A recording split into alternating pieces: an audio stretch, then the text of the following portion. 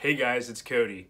Last week, I had a rough week. Started off with sickness. It eventually got better throughout the week, but my desktop also broke down. So I had to get a new computer, and I did not get a lot done last week. I did get a single day in on Friday, but I didn't have any opportunity to vlog or do the weekly update that we usually do for the channel. So I'm trying to get back into the swing of things this week. So today is day 74 of the Odin Project. And I'm going to talk about where I'm at with the Where's Waldo project. On Friday, I got a little bit of structure in with the Where's Waldo project, just setting up a Create React app and getting my ESLint prettier and those kinds of things together. Also just getting my computer set up was part of it as well.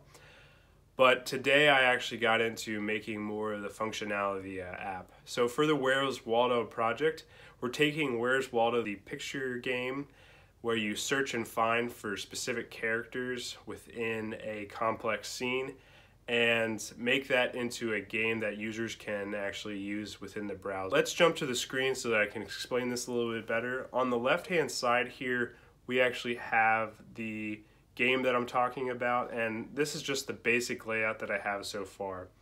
So just some simple instructions: find these folks. These are the characters: Waldo, Wilma, Wizard Whitehead, a timer which is not functional yet, and the actual scene. So this is the elaborate scene where Wilma, Waldo, and Wizard are actually embedded. And so the user has to then zoom in and find each character and then select each character. And once they have all the characters, the game is over, the timer stops, and then they can record their high score. So that's the ultimate goal of the app. What I have so far is the targeting and some of the main functionality for finding the characters. So I'm going to dive into that today. I use Create React app to make this. So I have this app.jsx file here, which is my main component that I'm going to have other components rendered in. The character component, the scene component, these are for these images, and then this overall larger image as well. And then I have the assets being brought in for the PNGs for each one of these images. And then down here we actually have the function being defined. So the first thing within the function is the characters found state is being set, and within the state is an array with objects for each one of the characters that are going to be rendered and that the user needs to find within the image. With each object, there's a name, a found, and a SRC property. So the name is pretty explanatory. That'll be used for setting classes and IDs and making alt text.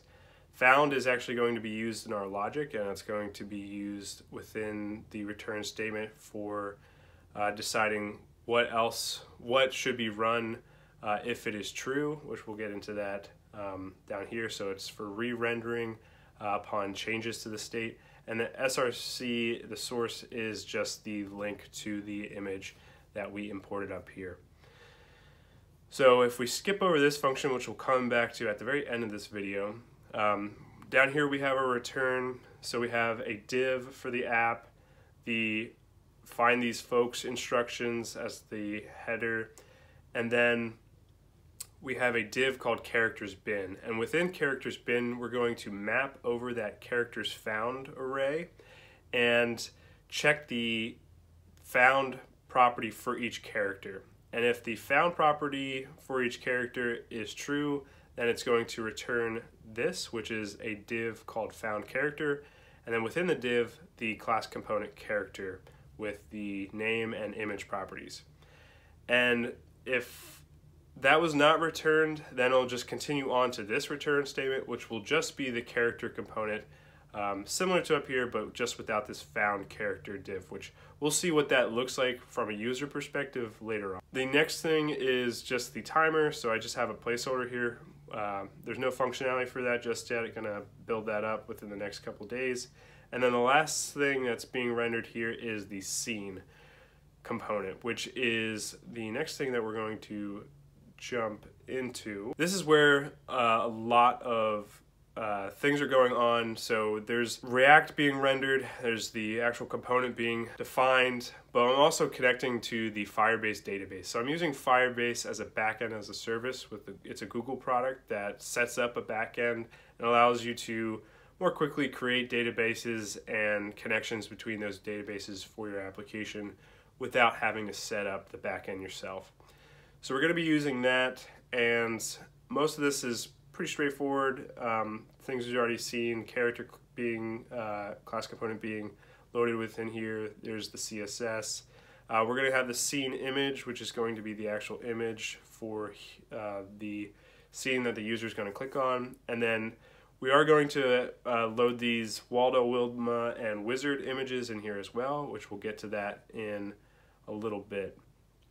But before we jump into the actual component, there's a function that's defined, and that is the get char coordinate data.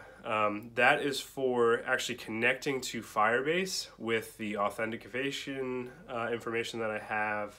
It's initializing the app, connecting to the database, specifically finding the document that contains the characters information, and then getting the character coordinates and returning the character coordinates. You'll notice there's a lot going on here. It's specific to Firebase. There is a bit more general API stuff going on here, so like the configuration. I have an environment file that's being declared so that I don't have to display my keys to you guys, so then you guys don't have access to my keys, which is a good thing to do. You don't actually want to use the environment within React though, because it will still be accessible. But because this isn't a real big deal right now, I'm going to use environment. You'd usually have that configuration file and those API keys being done on the back end, so people don't have access to those kinds of things. Just to keep that in mind if you're making actual applications. So again, this function is to get that character coordinate data. So the characters are somewhere on this image, and I have character coordinate data that is relative to the image, so the image can be on any part of the page, but the character coordinate data will be specific to what's the X and Y axis within the image itself. So that's going to be used to be compared to click events further down within the code. But let's jump to the scene component, and we do have some properties that are defined here. We'll come back to them at the end with that change character found function that I passed over earlier. But let's look at the use state and the first states that are set within this component. So we have a clicked state, and that clicked state is going to be utilized to assess whether or not the user has clicked the scene. And I'll show you what that looks like when we get to the rendering portion, but just keep in mind that it's associated with the user clicking, and these next two are also associated with that, but they're going to be set to the actual positions that the user clicked. And then this first function within the scene component is going to be a handle click for handling that target click, that user click event. And that's going to actually set the click to true, which is going to cause some logic to be executed down in the return statements.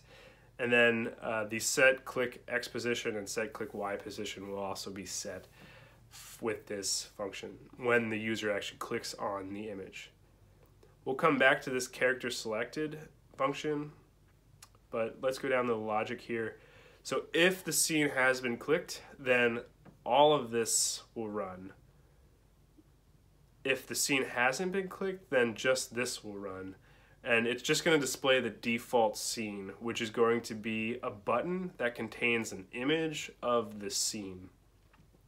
I use a button here because from this ESLint perspective and from kind of like a best practice of structuring your code, it is suggested to not put on click events on things that are not actually clickable elements.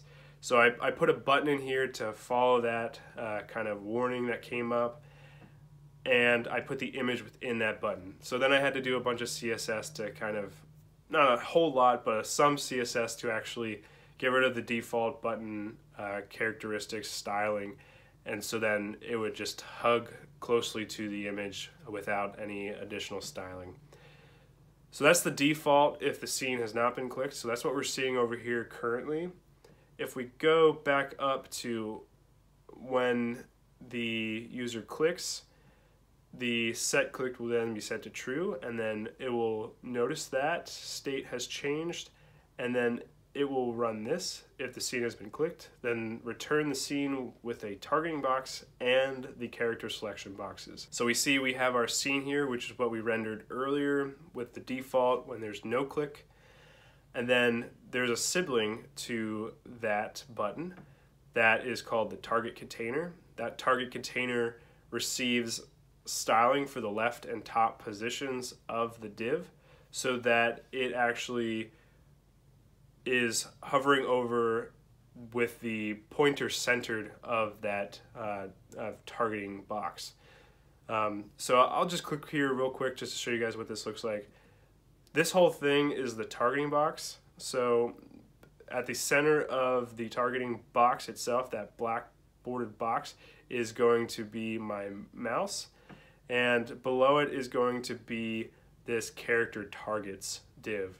And within the character targets div, we have these images that we had. These are being generated from the class character components, and each character component is going to have a button that it is hugged by. Again, the reason is because of the onClick event that I want to attach to those images, and just having clickable events on clickable elements. We have the user click, the target box comes up, the options for selecting which character they believe is in the targeting box comes up as well. So we have some styling being done to show which one they're hovering over. And then once the user clicks on that, we run this character selected function, which we skipped over earlier and we're gonna come back up to.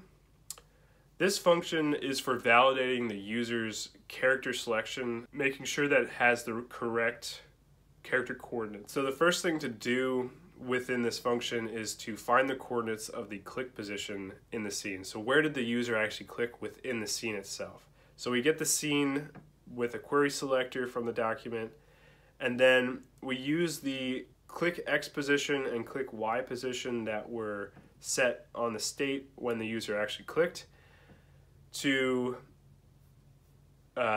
generate this targeting box that was set in state, and then we're going to minus each one of those by their corresponding offset values for the scene image itself. So this is done so that I can then put this scene on any place on the page, but the only things that really matters is where the user is clicking in the image itself. So this is to make it a little bit more flexible for making the styling and the layout of the page change if I want to do that in the future for different scenes. So we have the coordinates of the click position in the scene, and now we actually want to get the character coordinates for the character that the user clicked, because that's what actually started this sequence of code to go down.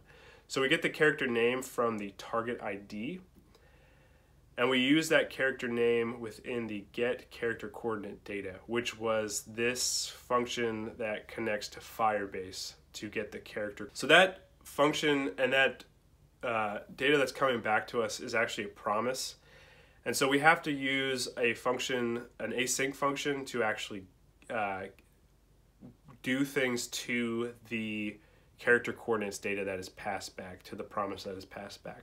So that's what we're doing here with this. We're checking if the clicked coordinates are in the character's coordinates, but we do that with an async function and then a wait for the character coordinate data.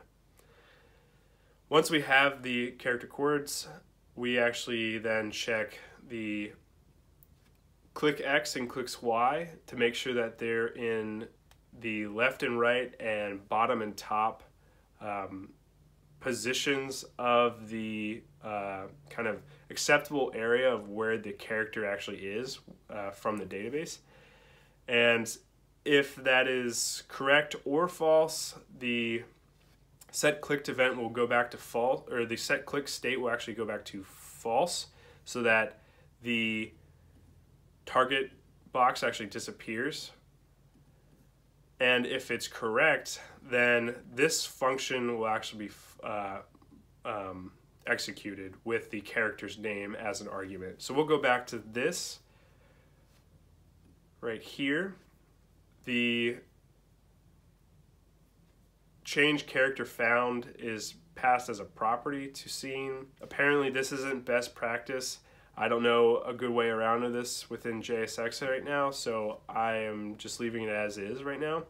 But I passed this change character found as a property within scene, so that's where it's going down for if the user's click was within the correct character coordinates.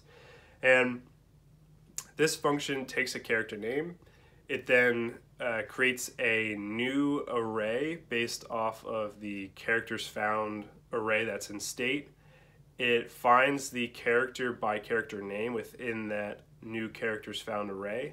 It then sets that characters found property to true, and it then sets the characters found state again. So then it has to re-render things that are containing character data. And so that'll actually be relevant down here within the app.js component, where we map over the characters found state. That's where this specific condition will come in. If the character is found, then return a character component that is wrapped with a div class name found character. So let me show you what this looks like. If we actually find a character, so Wilma is right here, and I click Wilma. Clicking Wilma will check the database and get her data from the database and check the click data according to that database, and it will come back correct because this is the correct position.